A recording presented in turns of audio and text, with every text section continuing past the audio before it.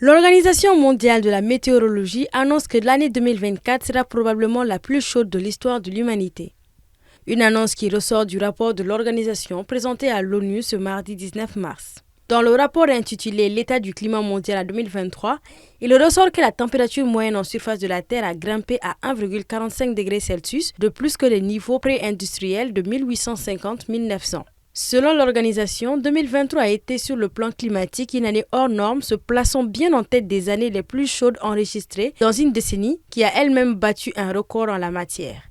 Ainsi, 2024 suivra cette tendance. La vague de chaleur qui touche l'Amérique latine depuis le début de l'année a fait grimper la température ressentie à un niveau record de 62,3 degrés Celsius à Rio de Janeiro au Brésil le week-end dernier, alors que la pluie menace dans le sud du pays.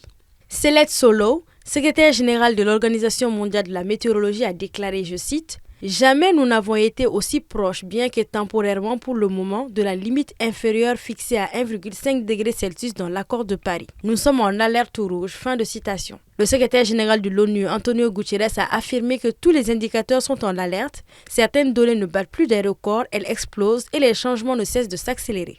Selon les experts, cette hausse de température pourrait entraîner les vagues de chaleur, les inondations, les sécheresses, l'insécurité alimentaire, les déplacements des populations, la perte des végétaux et des animaux ou encore les feux incontrôlés.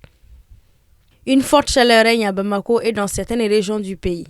La température pourra aller au-delà de 45 degrés Celsius par endroit en avril, expliquent les responsables de Mali Météo.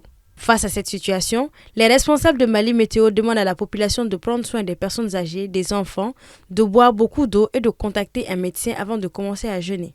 Pour l'Organisation mondiale de la météorologie, les énergies renouvelables restent le seul motif d'espoir.